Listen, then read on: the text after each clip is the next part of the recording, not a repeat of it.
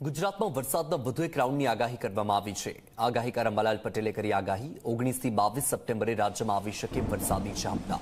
26 September સુધીમાં રાજ્યમાં વરસાદી ઝાપટા આવશે। કેટલાક વિસ્તારોમાં ભારે વરસાદી ઝાપટાની આગાહી કરાઈ છે। આ વર્ષે ગુજરાતમાં ચોમાસું મોડું વિદાય લેશે।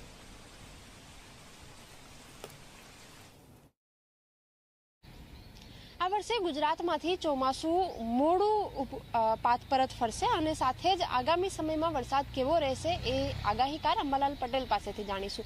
એમની સાથે વાતચીત કરીશું। આપ જણાવો, આ વખતે ચોમાસું મોડું પાછળ ઠેલાશે, શું કારણ છે અને આગામી સમયમાં વરસાદ કેવો રહેશે? આજથી વરસાદી ઝાપટા પડશે ભિન્ન ભિન્ન ભાગોમાં અને આ વરસાદી ઝાપટા કૃષિ પાકો માટે સારા ગણાશે, કારણ કે 13મી તારીખથી ઉત્તર ફાલ્ગુની નક્ષત્રમાં સૂર્ય આવ્યો છે। બંગાળ ઉપસાગરની સિસ્ટમ લગભગ ઉત્તર પશ્ચિમ ભારતમાં આવતા તારીખ 18, 19, 20, 21 અને 22માં ઝાપટાનું પ્રમાણ વધી શકે છે। દક્ષિણ ગુજરાતના ભાગમાં ભારે વરસાદ ઝાપટા પડી શકે છે।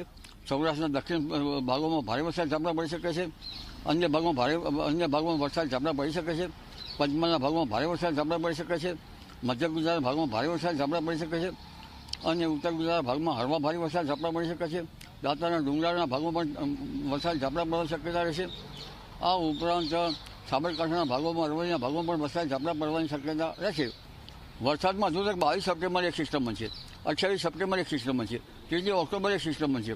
એટલે એક પછી એક સિસ્ટમ બનતા લગભગ ઓક્ટોબરના પ્રથમ સપ્તાહ સુધીનો અને પછી બીજા સપ્તાહમાં સુધીમાં વરસાદ ચાલુ રહેવાની શક્યતા રહેશે। બિલકુલ, તો ઓક્ટોબર મહિના સુધી આ વર્ષે ચોમાસું ગુજરાતમાં રહે તે પ્રકારની શક્યતા જોવા મળી રહી છે। વરસાદી ઝાપટા પડશે, ક્યાંક હળવા વરસાદી ઝાપટા પડી શકે તો ક્યાંક ભારે વરસાદી ઝાપટા પણ પડી શકે છે। કેમેરામેન તુષાર શાહ સાથે સપના શર્મા, ઝી 24 કલાક, ગાંધીનગર।